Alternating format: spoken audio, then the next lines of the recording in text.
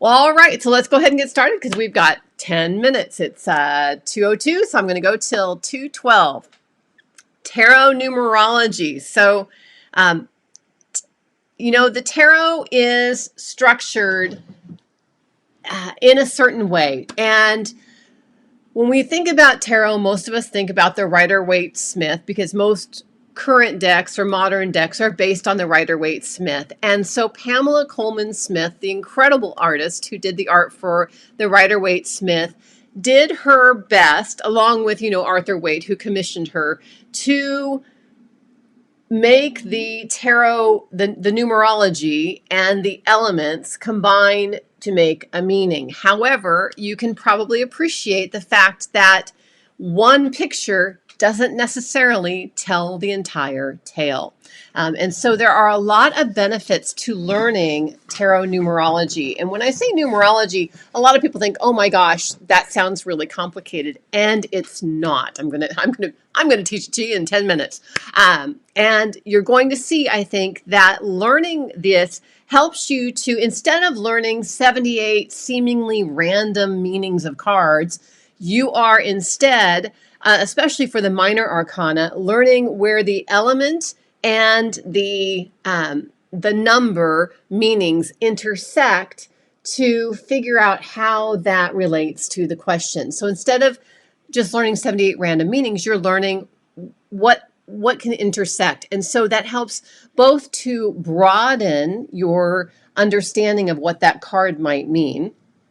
And it helps. I know some of you got, there's a new deck out, the Nordic Tarot. And I know lots of people have that deck and they love that deck. But of course, the complaint of that deck and many decks like it are that the pips, which are the minor arcana cards, are not illustrated. It's unillustrated or called a pip deck. And there are a lot of decks like that. Some of them are Marseille-based. Some of them are Rider-Waite-Smith based.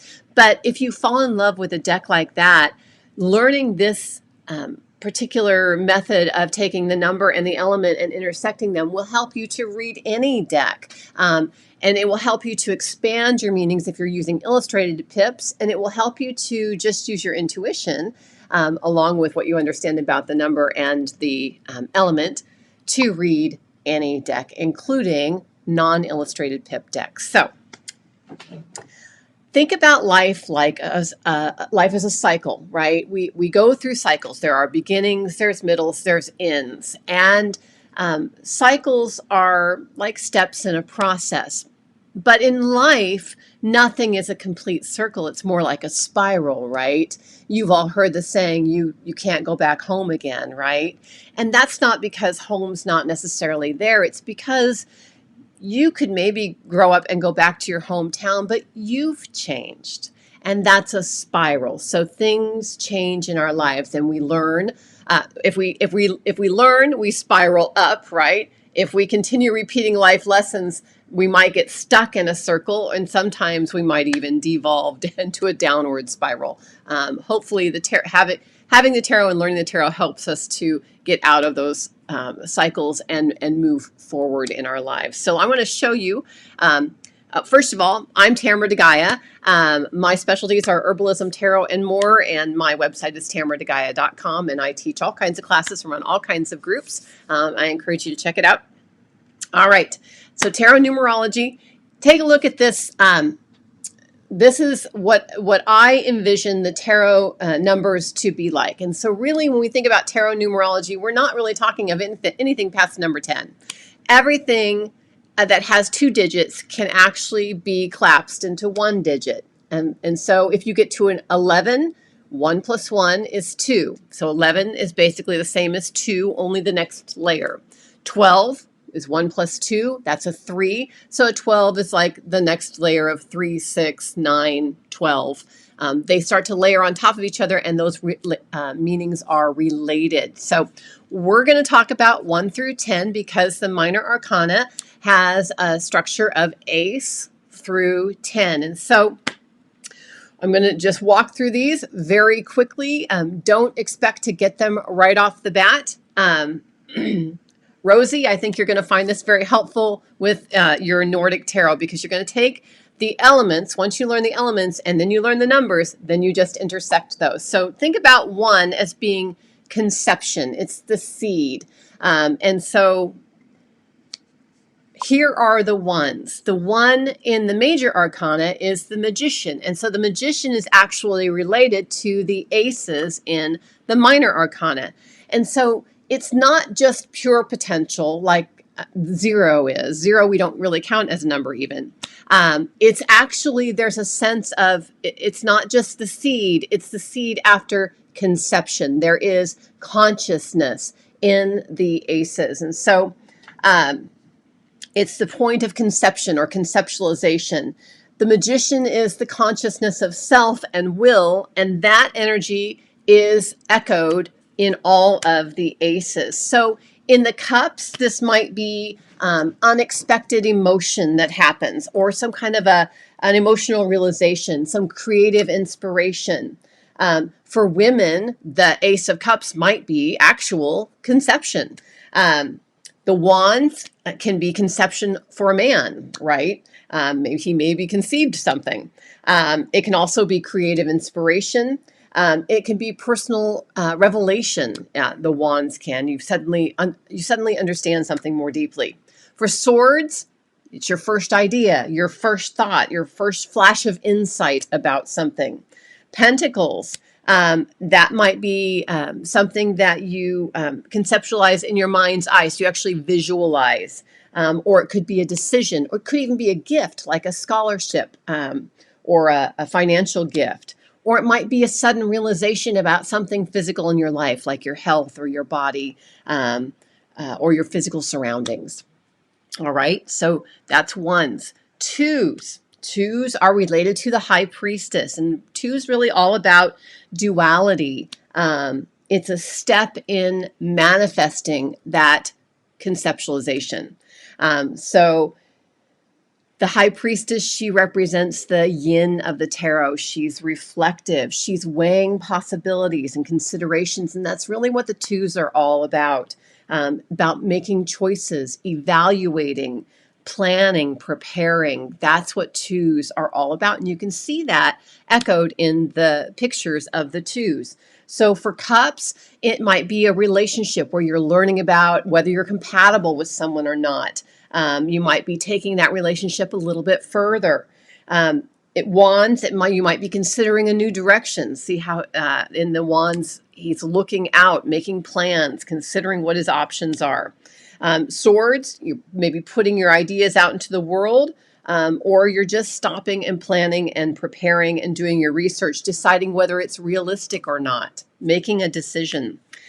Pentacles, you might be deciding, when you have something new come into your world, sometimes you need to figure out how you can balance things or what you maybe need to give up in order to go a certain direction. So that's number twos. Number threes. So 3 is related to the Empress. And she's all about being productive and fertile and expansion and being creative and developing. And that's what threes are really all about. It's the earthly manifestation of that ace potential. It could also be the involvement suddenly of a third party into whatever the situation is. So cups, you might be taking that relationship a little bit further, having a commitment to a relationship, not the final. So this isn't like a marriage, but this is like the announcement, maybe an announcement of we're expecting, or the announcement of adoption, or the announcement of we're getting married. It's announcing or deciding to take that commitment a little bit further. Celebrating the fruits of your harvest, what you've been working on with others. It could be too. So wands, the 2 of wands was planning and preparing and considering. Now he's moved forward. You're kind of going in that direction, starting that new endeavor, taking those steps that you were planning, expanding on what you've been doing. Swords, there's maybe some new direction of a thought that you had manifested earlier. You might have written that first book chapter. Maybe you've presented your ideas and you got feedback and maybe it wasn't great. So you can see how the Three of Swords doesn't necessarily feel like maybe it fits into this, but it can fit into it. Again, one picture can't cover all of the potential numerological meanings, but there could be some heartache in that there was, this is something hurts that has to do with our thoughts, right? And so it could be that you wrote a few chapters and you put that out into the world and people said it sucked. That's not always pleasant. Sometimes it's good, sometimes it's bad, but we're expanding. Pentacles, you may be using your skills to make something new. Maybe your investment's paying off. Maybe you're working in teams to accomplish something. You're going in the direction of your goal. Really, threes are all about growth. Sometimes growth is joyful and sometimes growth is painful, right? It's life. Fours are related to the Emperor energy. What's the Emperor about? He is about structure and stability. And that's what fours are all about, is about structure and stability, craving that structure and stability. And it can also be about, like on the cups, the fours could be about apathy. Maybe we took that relationship a little bit further and we said, woohoo, we're getting married and now we're past the honeymoon phase, right? Well, this isn't all I thought it was going to be cracked up to be. It's real life. And so that could be the force where we're kind of in that stasis. It could be good. It could be bad. The Four of Wands, where we've actually solidified that commitment, and maybe we announced in the threes. The Four of Swords, taking some time to rest, to contemplate, to calm the mind and integrate what we've learned. And the Four of Pentacles, maybe we're making investments, but they're not going to be risky. We're solidifying our finances. We're making sure that we're not taking risks with them. We're trying to hold on to what we've got. And that doesn't necessarily have to only be finances. It might be deciding, well, hey, I'm not getting any younger. I better, do that diet I was going to do. I better start exercising. I'm going to try and conserve what I have on the earthly plane. All right, fives. So 5 is all about instability that you did not seek out.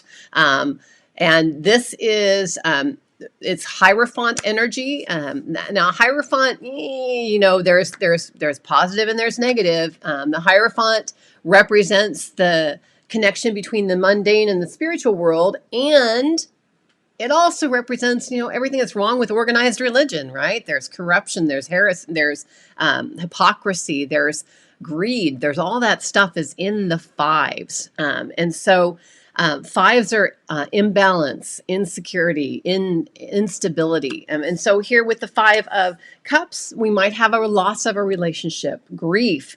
This might also have to do with your own fluctuating self-esteem or self-image, or emotional instability. The 5 of Wands, there might be some competition, a clash of wills, some kind of internal or external conflict.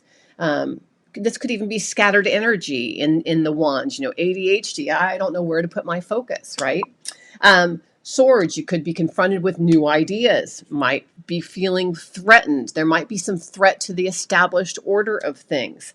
Maybe there's a harsh reality that you have to face in the 5 of Swords. There could also be some kind of conflict that's going on there too, or just some kind of a change. Pentacles, there's lack of maybe financial stability there, loss of a job or a home, some kind of hardship or rejection or isolation or even an accident. Could think about instability in the physical world. Fives. Okay, and a 5 of Pentacles. All right. Hello, Keely. Thanks for joining us. Hi, Annette. Thanks for joining us. All right, so sixes. Sixes are about seeking equilibrium and harmony. And there we have the Lover's energy. That's a 6 in the major arcana. And that energy goes through the 6s in the minor arcana. So we're looking at the energy flowing, seeking equilibrium. We are looking at the rewards of giving and receiving, what we're learning as we go through the cycle of life. So for Cups, this is relationship harmony, maybe the simple pleasures of life, enjoying some family time. For the wands, it might be that you've got now a job that matches your abilities. It's where you wanted to go, or you're receiving recognition for something you did well. You've achieved a goal, or maybe you're just being a good role model. For swords, it might be that you've got your plan in place and you're going to achieve it. Or you've got the means to achieve it now. Or maybe you're just enjoying the journey, or maybe you are overcoming your fear, taking steps to overcome your fear, getting to calmer waters. Pentacle. With Pentacles, the Six of Pentacles, there's some trust in the universe here. There's some pleasure of sharing, trust in giving and receiving. Maybe there's some good health. Maybe you're relaxed about finances, but this is equilibrium and harmony. Sevens. Now, sevens are also about instability like the fives were, only fives are instability that you didn't necessarily seek out, whereas sevens are you challenging yourself in some way. And so it's an instability that you welcome or you seek out. A lot of people, don't ever decide to go past, sixes can be really comfortable, and it's easy to be comfortable. And there are people who want to just stay in the sixes and not push themselves beyond that. Seven is about pushing yourself onward and shaking things up a little bit. And so for my notes here. So there's an urge to go further. For cups, there might be a challenge happening there in figuring out what your own values are, your own emotions, your own dreams and desires, giving up old patterns that aren't serving you and replacing them with things that feel right. Wands, there might be a challenge to your personal identity or your beliefs. This card might be coming out of the closet, taking an ethical stand, which should be more probably the swords. But for wands, it's deciding to live your life true to who you really are. For swords in this card can have a lot to do with ethics and also ingenuity. So maybe being clever, but it might also be, making ethical decisions, taking an ethical stand. It can also be knowing when to walk away and leave some things behind, right? He's taking some things, he's leaving some things. That can also be part of this card. Pentacles, it's reaping what you've sown. But it's also setting long-term goals, working to achieve those, having patience, planting seeds that you can reap later, making your 5-year plan, buying a home. This is things that aren't necessarily stable, but they're growth related. All right. Next one is eights. Eights is all about focus and maturity. The card here for the major arcana is strength. And so eights are really all about mastery and accomplishment and personal strength. And we can think of eights as double the fours. You remember 4 was seeking stability. Eights are like building on top of that foundation. And so building another story. So for cups, this might be about living your own values, which might mean taking steps to make a change so that you are walking the walk, leaving behind hypocrisy. For the wands, it might mean that everything is coming together now. Your resources are starting to show up. Things are beginning to materialize. For swords, this is mastery over your mind. And sometimes it feels like it's hard to do, but the tools are right there, right? You have the mental tools to achieve mastery over mind. You begin to make connections and solve problems in the eights. And the 8 of Pentacles, you begin to have a lot of sense of self-worth, deep self-worth and deep mastery of whatever it is that you've been working towards. Nines are related to the Hermit in the major arcana. It's all about attainment and reflection in the nines. 9 is actually the end of the cycle. We do go on to 10s, and we'll talk about that in a minute, but 9 is where things are wrapping up, things are culminating, things are being completed in the cycle. We sow what we've reaped in the nines, be that good or be that bad. And so this is where we we sow what we've reaped, or we reap what we've sowed in life. And so for cups, that means that maybe it's retirement, vacation, completion of a project. For wands, might be protecting what it is that we've worked so hard to gain, with a strong sense of self. And there also might be nowhere left to go. And that's really, the nines are the top really of the cycle. And so maybe there's nowhere left to go. The swords in the nines could be the completion of a thought process. Might be where you're getting actually your work that you started writing those chapters early in the cycle. Now you're getting that published. Or you're making some final decision, or there's some kind of a transformation of the psyche. And pentacles, again, enjoyment of what you've worked so hard to earn, along with a couple cautions in this card. In the pentacles, I want you to notice a couple things in the pentacles: that her garden is completely full. There is no place to plant anything new. And the bird, which would normally be a symbol of freedom, in the tarot, it's hooded. So along with, there's an idea here that along with safety can come complacency. And there's a little warning in there not to become complacent. All right, moving on to the tens. So tens, we have passed the completion of the cycle, but we're still there. We're still in the cycle. And so these are related both to magician, number one, and the wheel, number two. Things go on. Time to move on in our cycle. And so the end of one cycle and the beginning of the next. And so sometimes it's past time to move on. You take a look at that Ten of Swords, like, okay, maybe it's time to know when to give it up, right? And so that's the end of the cycle. And that's the numbers 1 through 10, which I hope will help you to read your cards. Wonderful. Thanks, Maria. I'm glad you enjoyed it. 7 of Cups for your card of the day. Ah, very good, Keely. Some challenges.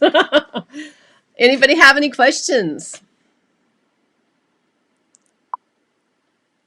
You bet, Rosie. I'm glad that you were here. So I want to mention that the very best way to learn tarot is by practicing with other people who love tarot. And that's why I created something called Tarot Together Explorers Club. You know, I had a local group that we met monthly to play with tarot together and read tarot for one another. And now with the pandemic, we've taken it all online and we have a blast doing it. We do breakout groups in Zoom. We do tarot activities. We read for one another, and you don't have to have any experience with tarot to get a lot out of it. And for those who do have experience with tarot, like I do, I still get something out of it every time, because those of us who've been doing it for a long time can gain fresh insights from people who've just started. And of course, those who've just started can gain lots of insights from people who've been doing it for a while. So I encourage you to check it out. You can do it free for a month. I would love to see you there. You just go to tarottogether.com and click on through and you'll see Tarot Together Explorers Club. And I'd love to see you there. Thank you so much for coming.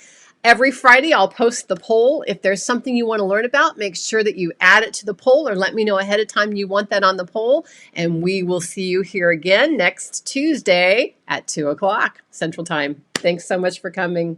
Have a great rest of your day. If you have any other questions, by the way, just go ahead and post them in the comments, and I will make sure to answer them. Take care.